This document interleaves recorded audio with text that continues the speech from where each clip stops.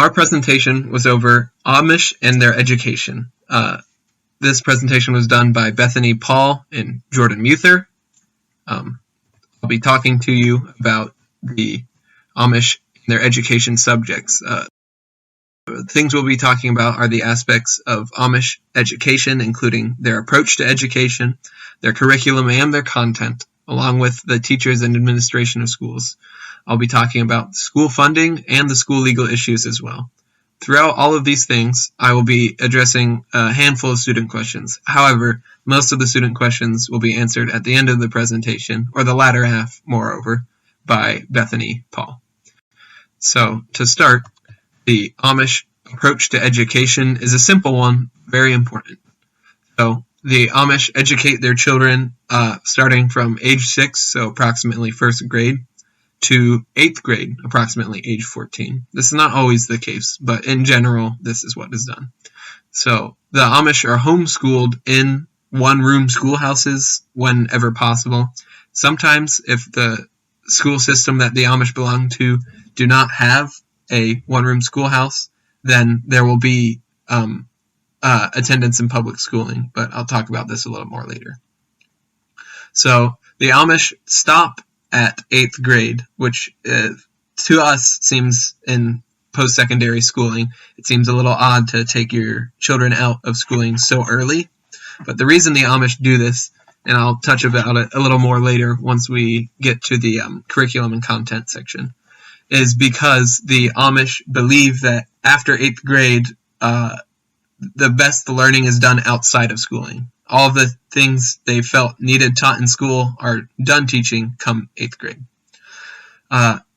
The actual class setup in the one-room schools are oftenly set as two grade sections, so 5th to 8th grade and 1 to 4th grade.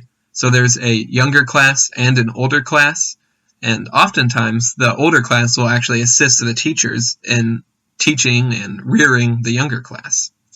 Some of the student questions, a couple, pertaining to this section that I felt were, at what age do the children start school, and how many years are they required to attend?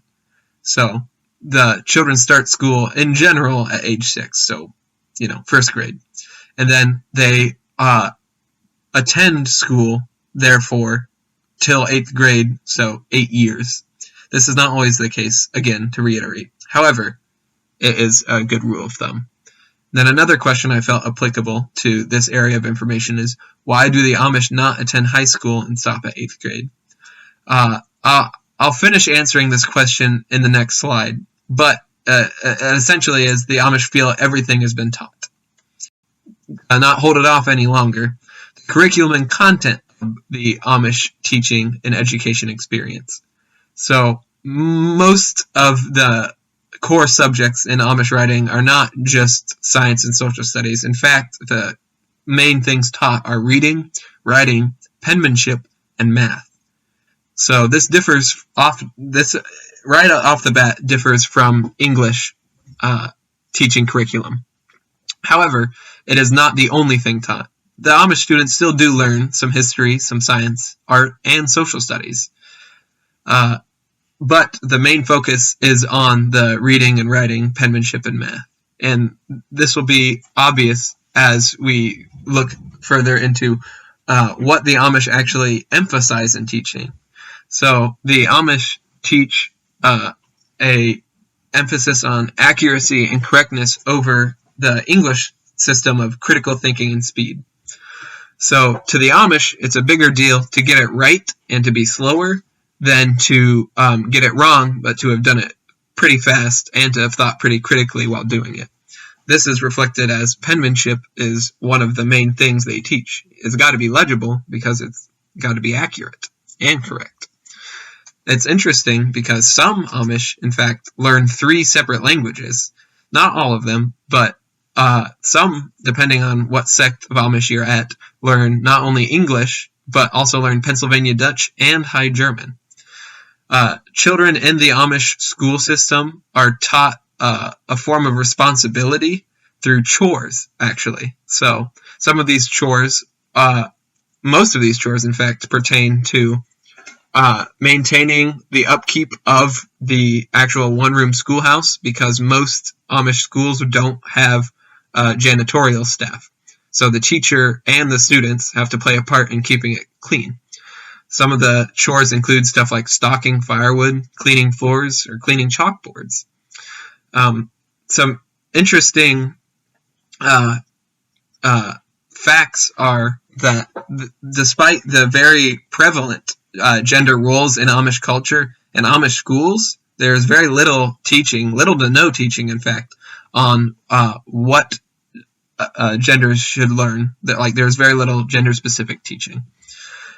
In addition, the Amish, when they teach, emphasize cooperation and collaboration over competition. A lot of the dynamic nature of the English is completely flipped around when you look at it from the Amish. It's much slower, it's much more cooperative, and it's much more accurate. Another very important fact to understand about Amish education is that there is no religion class. There is no religion subjects taught. The only religious activity, really, in the Amish classroom is at the beginning. There is often a prayer and some hymns are sung. But the religion aspect of Amish education is left mainly to the teachers. Or is not left mainly to the teachers, it is left mainly to the parents. The teachers of the Amish classes are most often young women who have just recently graduated from class themselves, and they're very commonly from the Amish community. The school administration, however, is composed of 3 male parents, so of students in the class. It's always male, and it's 3 to 5. And the school board that administrates over the hirings and firings along with the pay is rotated fairly frequently. So it's not only the same 3 parents, and if your child leaves the school, you won't be a part of the school board anymore. Important thing for hiring and firing, while it's not necessarily why they'd get fired, but oftentimes the teachers will stop teaching once they get married. So they'll find a boyfriend, they'll start dating, find a boyfriend, and then marry, and then they won't teach anymore. They'll relegate their duties to the housework, which is normally what the women do in Amish culture. And an important distinction is that while women are by far the most common and expected teachers in Amish culture, they're not the only teachers. There are men teachers, however, it is fairly uncommon, and in general in Amish culture, teaching is looked at as a woman's job, not a men's. Some other student questions that I felt were important here were what subjects do the Amish learn about in school? Do they learn different things depending on if they are a boy or a girl? Do they get taught by their parents, or do they attend actual school with teachers? And then another question is, do parents teach their own children, or do they have an assigned person to teach the Amish for the whole community? So the Amish, obviously, after review of the information, do have their assigned person to teach the whole community. They have an agreed upon teacher. In fact, there are often 2 teachers in the Amish thing. One for the younger grades, one for the older grades. But that is not always the case. The Amish learn about the subjects we've already talked about. So to reiterate, they have learned and will learn the reading, writing, penmanship, and math, along with history, science, art, and social studies. Very similar to what the English learn. However, it is important to understand that one of the subjects that they do not learn is religion in school. That is learned separately. And then there is very little gender-specific teaching, so that actually answers that question. And then the end of that question is very similar to the beginning of the other one, which is, do they get taught by their parents, or do they attend actual school with teachers? So there are actually teachers in the Amish community, and they could be a boy or a girl, but most generally are a girl. We've talked about how the Amish teach what the Amish teach and why they teach it. But what we haven't talked about is how the classroom got there in the first place. How did we get this school here? And it's a very important question to ask because the Amish, despite paying federal and state taxes, do not receive governmental support when building their schoolhouses. It's completely independent, which is, in its own sense, impressive. So in order to get funding for a school, what happens is the school land is donated by a community member. And then on that community land, the Amish sect and surrounding area, with lack of a better word, the Amish community comes together and builds the school, which is similar in nature to like that of a barn building, which in Amish faith is a very important social kind of event. Now, we've talked about how to get the school and then how to run it and then who to teach and how to teach. But all of this in mind, there still are some issues faced by the Amish. And historically, there have been several different types of legal issues that Amish schools have faced, mainly due to the fact that Amish do not teach past 8th grade.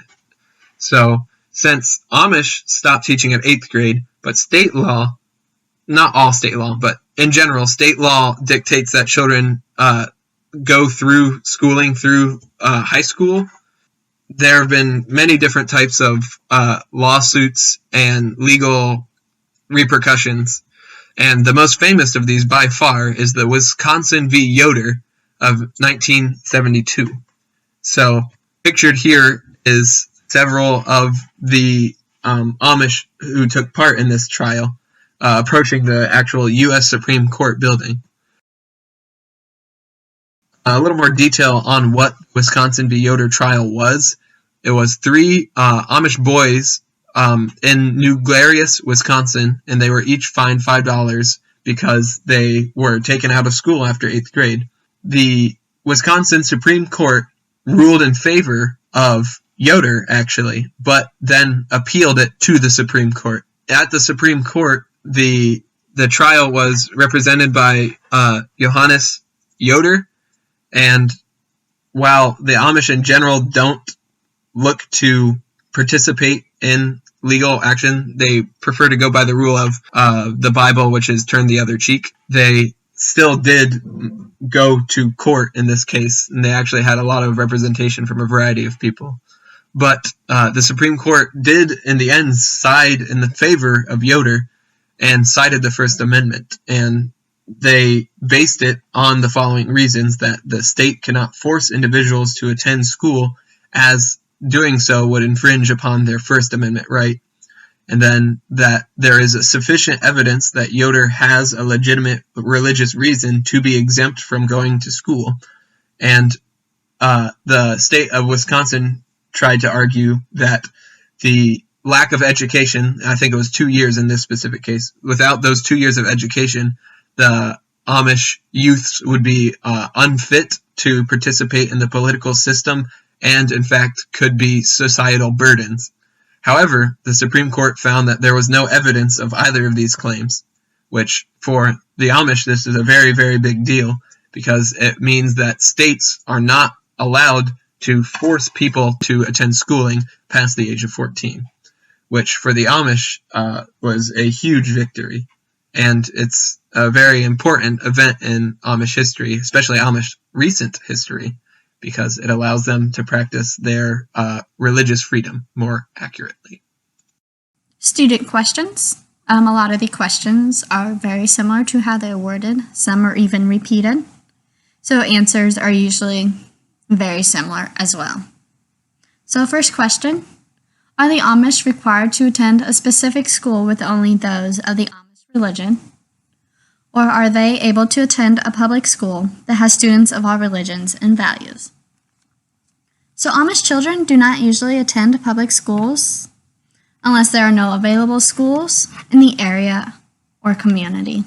If they do attend public schools, children are usually attending with students of all religions and values. Second question, Do Amish children get to attend school and choose a career path that they would want to pursue? Most Amish children usually stay within the community and usually choose a career path they may want to pursue within that community. But occasionally, some children will break away from the community to further their education through high school and even possibly college.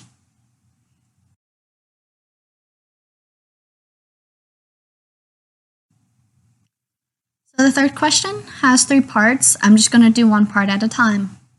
Do the Amish attend college? So usually, no, most Amish do not attend college and are only schooled until the 8th grade, mostly because their families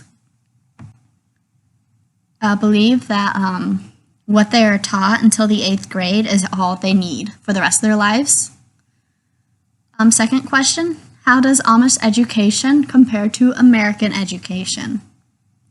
So Amish children are taught reading, math, spelling, grammar, penmanship, history, and little geography. American children usually learn math, science, social studies, history, and English. So there's also a few more differences. Teachers for Amish children are usually recently graduated and are women who are single and are from the community. American children whose teachers have completed a college education and have a degree to teach, and maybe from different towns or cities. The third question, are Amish children able to attend public schools? So this is very similar to the other question. So yes, they can attend, but only under certain circumstances, such as no available Amish schools within the area or community. And they will only go until the 8th grade, unlike American children who will go through 12th grade and possibly even through college. Fourth question has also multiple parts to it, so I'm just going to take one part at a time. How are the Amish children taught? So Amish children are taught in one-room schoolhouses and began kindergarten, which is age 6, until 8th grade, which is around age 14. Children usually learn reading, math, spelling, grammar, penmanship, history, and some geography. They are usually taught by a young, single, recently graduated Amish woman that is from the community. They don't usually learn very much religion, maybe a prayer or a saying in the morning. Amish children are also taught to little to none gender-specific teaching. They also learn responsibility by doing the daily chores within the schoolhouse because there is no janitor to help around. Second part, do they have the opportunity to learn K through 12 and then move on to college studies? So no, Amish children do not go to school beyond the 8th grade or even through high school or college usually. But some may try to break away from their community to further their education to pursue a career they may want. Third part, is there more to their learning beyond farming or housework? So usually children only learn the farming and housework skills because it is a big part of their life and don't need to learn any more than what is needed, as they believe. Occasionally, some children may learn a little bit more as they get older, such as maybe some machinery to help at a factory to help bring more money home to the family. But usually most children do not learn very much more than the 8 years of schooling and their farming skills and housework.